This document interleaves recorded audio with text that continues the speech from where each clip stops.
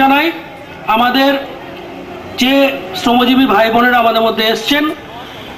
আমরা প্রথমে ভেবেছিলাম যে শুধুমাত্র আমাদের এসএফডিসির অন্তর্গত নলবন এবং গোলতলার যারা আমাদের শেয়ার ক্যাচার আছেন তাদেরকে নিয়ে সব আমরা আজকে শিবিরটা করব, কিন্তু আমরা খুব আনন্দিত, এটা আমাদের কাছে খুব গর্বের বিষয় যে আজকে অনুষ্ঠানটির খবর পেয়ে পার্শ্ববর্তী আমাদের 4 নম্বর ভেরি বা অন্যান্য সমবায়ের যে সমস্ত সদস্য বন্ধুরা এসছেন তাদেরকে আমরা বিশেষভাবে স্বাগত জানাই।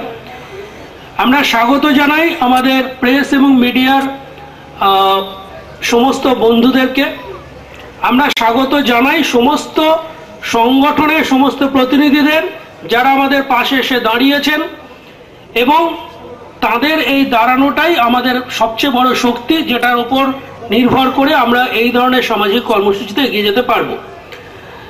প্রকৃতপক্ষে অসংগঠিত শ্রমিকদের এই ভবিষ্যনিধি প্রকল্পটি এটি পূর্বে চালু ছিল, এটা একটা সরকারের রানিং স্কিম, কিন্তু ইতিপূর্বে মৎস্য দপ্তর সরাসরিভাবে তার মৎস্যজীবীদের নথিভুক্তকরণ বা এই বেনিফিটটা দেওয়ার ব্যাপারে কোনো সুসংগঠিত প্রয়াস নিয়েছেন বলে আমাদের জানা নেই। আমাদের মাননীয় মৎস্যমন্ত্রী তিনি ব্যক্তিগত উদ্যোগে মাননীয় শ্রমমন্ত্রীকে একটা চিঠি লেখেন যে আমি আমার মৎস্যজীবী ভাই বোনদের জন্য এটা করতে চাই, এবং খুব তাড়াতাড়ি একদিনের মধ্যে মাননীয় শ্রমমন্ত্রী উত্তর দিয়ে বলেন যে হ্যাঁ আপনারা করুন, মৎস্যজীবীরা নিশ্চয়ই প্রকল্পের অন্তর্ভুক্ত হবেন, এবং তার জাস্ট এক সপ্তাহের মধ্যে আজকে অনুষ্ঠানটা করা সম্ভব হচ্ছে।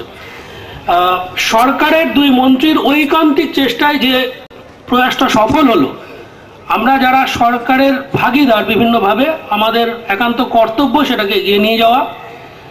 আজকের কর্মসূচিতে আমরা এখানে যত আছেন সবাইকে আজকে আমরা আপনাদের ফর্ম ফিল আপ করবো, রেজিস্ট্রেশনটা কমপ্লিট করার চেষ্টা করব। যদি কারোর কোনো অসুবিধা থাকে, পরিচয়পত্র বা ছবি না আনা থাকে, সেটার জন্য আমরা পরবর্তীকালে সেগুলো জোগাড় যন্ত্র করে পাঠিয়ে দেওয়ার ব্যবস্থা করব। ইতিমধ্যে আমাদের প্রায় 40-50টা পাসবুক হয়ে গেছে।